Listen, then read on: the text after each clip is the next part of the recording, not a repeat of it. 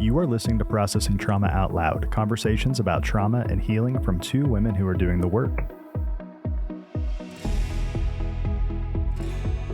Hey everyone, this is Kandace and Sher with Processing Trauma Out Loud. Sher, we're on week 3 of a 3-part series on what does it mean to be connected to our bodies, to be disconnected to our bodies. We've talked about kind of what that means. Last week, we really got into how we betray ourselves and what that can look like. And today we're going to be talking a lot about what it means to honor our body and ways that we have awareness to if we are even connected to our bodies. That may seem like, how can you not know that?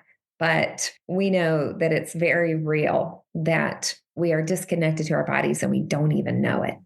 It happens a lot, even when we're sitting with a group of people or even with each other and we say, where are you feeling that in your body right now? And how almost always it takes some little bit of time, a little bit of space to really tune in and be like, okay, because I think we carry this in our subconscious more than our conscious awareness so often. And so we literally have to slow down, tune in and notice.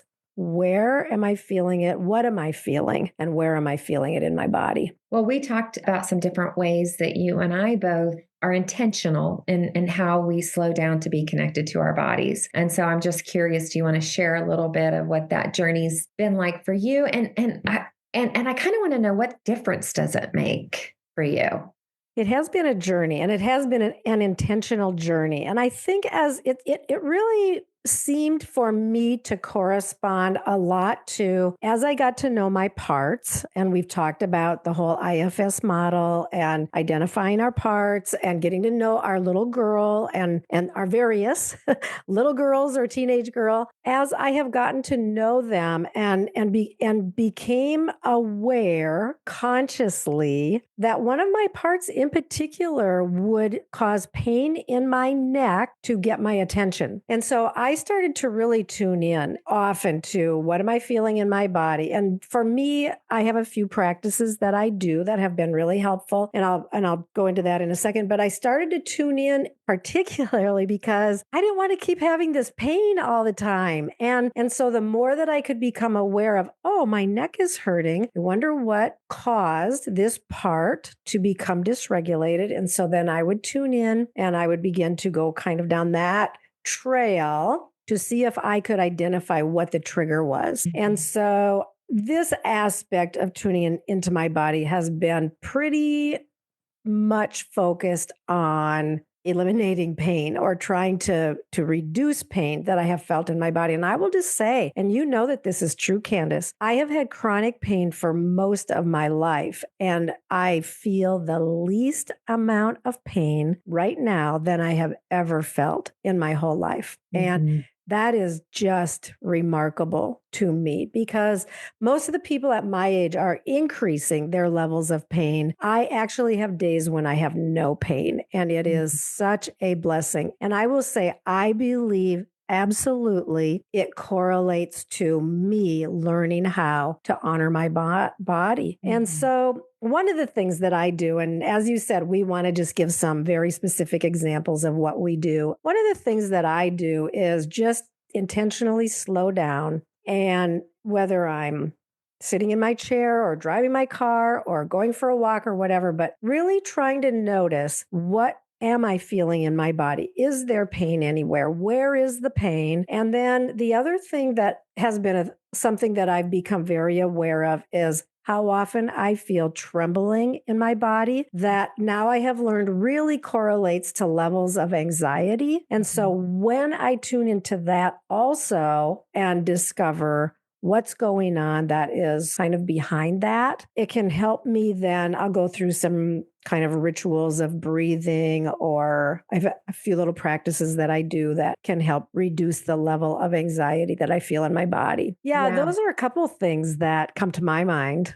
You know, as I'm listening to you, I'm aware that you're very intentional and serious about this because you I want to say this, and I think you did mention this in the last episode. You're not saying that all physical pain is coming from a dysregulated body stemming from old wounds. Yeah. Okay. We are saying that, yes, sometimes it is. Right. So when your body gets dysregulated, which is stressed, and you have all these chemicals, it's actually manifesting in your neck. Yeah. And so you have chosen not to go cover that up per se. And you know what? Hey, sometimes we do. Sometimes we have to. But you're also like, okay, so maybe you will take Advil or whatever. I don't know. But you're also saying, I believe that there's more going on here. Yep. And because you slowed down to say, wait a minute, I want to really get to the root of this. You've discovered ways to deal with that pain in a way that you're getting to the root and you're seeing beautiful results from that.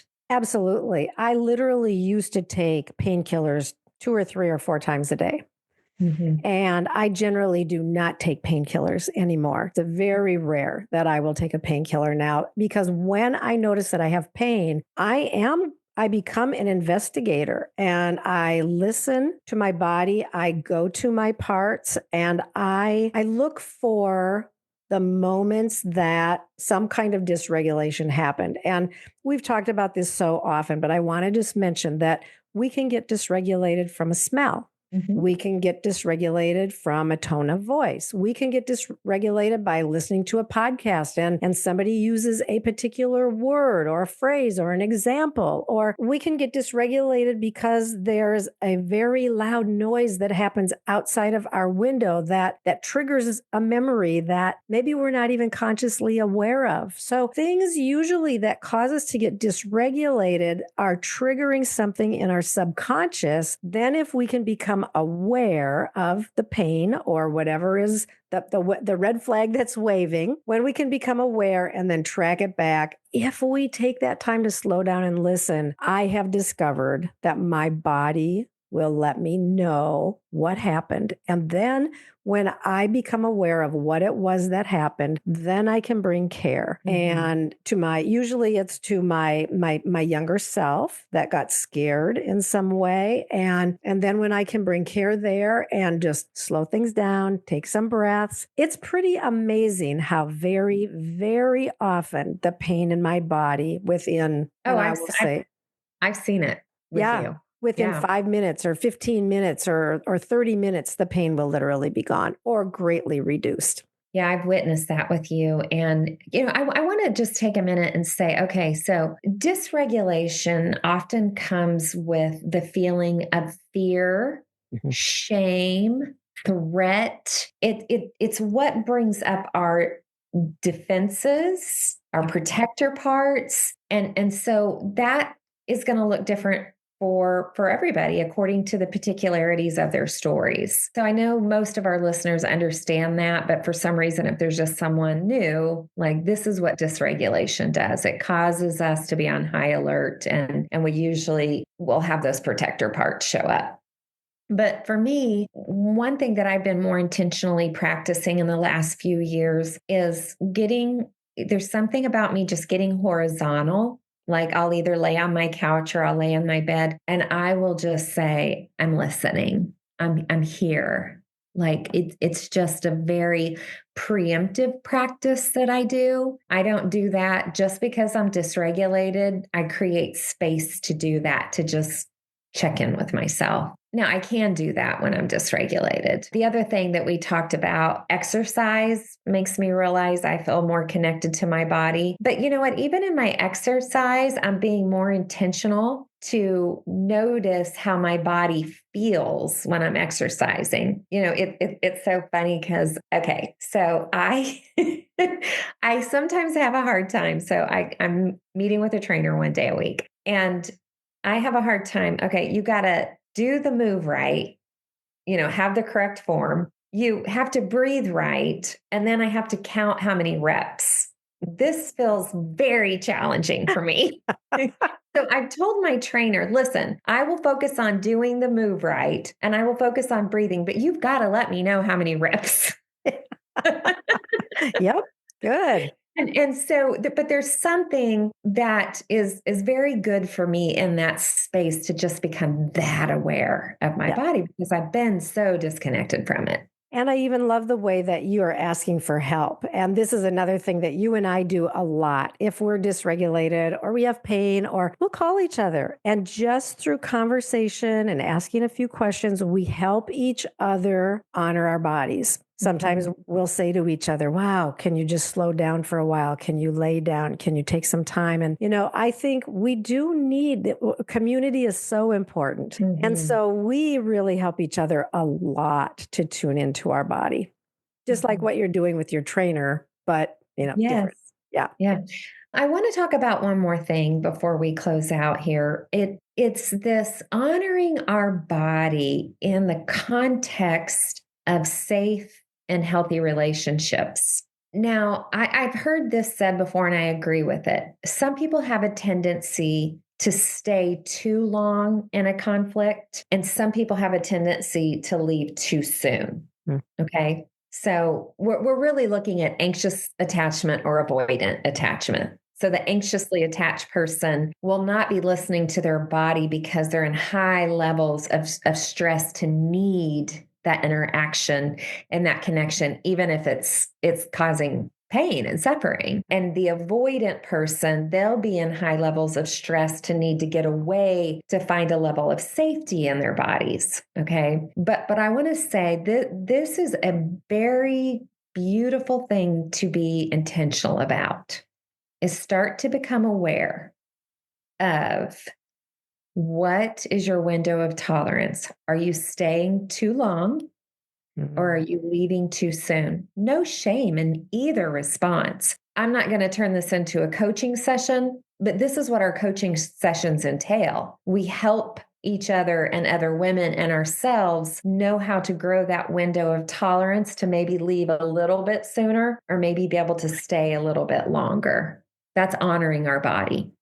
Yes. And how often we need somebody else to help us do that. I mean, you just mentioned it. And I just went through a kind of an intensive the last week where I met with my coach for a period of time. And my window of tolerance has been expanded because of that, because we were able to stay in it longer without me just getting so dysregulated that I dissociated. And so now my capacity is bigger. And this is one of the ways that I honored my body. I knew that my body, typically when I go into some of my stories, my body gets so dysregulated that I can't stay in conscious awareness. I have to just shut it down. But by having help, I could stay in it longer. And so often we need help because we carry so much of what goes on in our body subconsciously. And so that's really what we're talking about here today is we honor our bodies when we become more consciously aware of what our body is feeling and what our body is needing. Then when we turn toward our own body, especially when we have had childhood trauma, we couldn't. We had to just do what we had to do to survive. And so we learned very well how to disregard our body and just let our body come along. But we were focusing on what do I need to do just to stay alive here, just to survive. And now we can come back and say, okay, I want to put some conscious awareness here. Yeah, it's so good. I'm imagining maybe someone saying, well, why are you telling your stories if they're dysregulating you? Okay. And so here's what I want to say, because what stays hidden does not heal. And so the courage that it takes for you to risk what's going to happen when you bring those stories into the light is the work to where you have a qualified listener that can actually not demand that you stay present when you need to pull back. Yeah. But also to just continue to invite you as you can. So it is the child that did not receive any care after a traumatic event. Yeah. This is the work and this is the healing. And I want to say the work works. Yeah. And honoring our body is a part of this that we will really be held back if we don't place some focus here. But once we begin to place focus here, it just becomes a part of life that then we really begin to reap some very good benefits from it. And now I love to honor my body. I love to tune in, and I love to offer good care. And it's life-changing in a lot of ways. Mm-hmm. I think I almost have another podcast going on in my mind right now because I really feel like I want to say this. Listen, completely understand not wanting to share stories going back to the past. But if you have this belief system that I don't need to share my stories. I don't want to share my stories. We get it. But then you notice all these things about your life that feel heavy or burdensome or addiction or anger issues.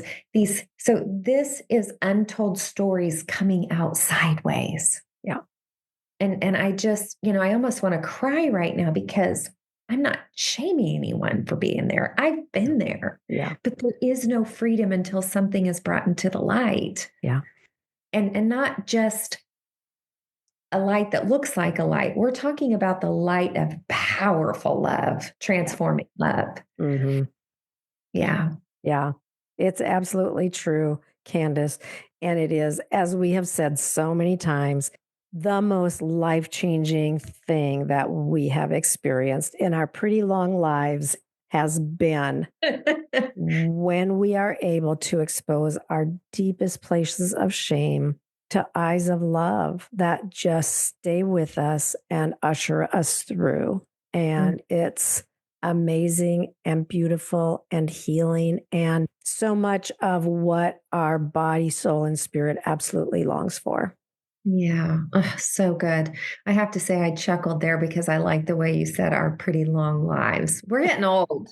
but we're not acting old. No, we're coming more alive. We are more playful, more curious, more full of desire, more free. I mean, it's someone asked me the other day, if you could go back to one place of life, where would you go? I said, oh, I like where I am today. Yes. I Yes. love that, Sher. Yeah. Yeah. Oh, that feels so sweet to hear. And I believe you. I see it. So, okay, well, we're going to wrap up this 3-part series on being connected to the body. We want to invite our listeners for any type of engagement. I didn't talk to Sher about this, so she may. Yeah, I don't know. We'll just see. But we're going to schedule a Facebook Live here in the next month or two. So let's do it. Yeah, okay. Absolutely. Sounds good, friend. Good to be with you. Good to be with you too, Kandace. Love you. Love you. Thank you for listening to Processing Trauma Out Loud. Make sure to check out the show notes for links to suggested resources and social media. Like, subscribe, and follow to keep up with our weekly content. And if you don't mind, take a moment to rate and review us. Your feedback is extremely valuable and contributes to the success of this podcast. One last thing. If you have found this podcast helpful in any way, or if you have questions on how to take the next steps on your healing journey, please reach out to us via email at KandaceSher@gmail.com. That's KandaceSher@gmail.com. Our sound engineer is Jeremiah Jones of Auditory LLC. We welcome you to join us for more conversations soon. Take care.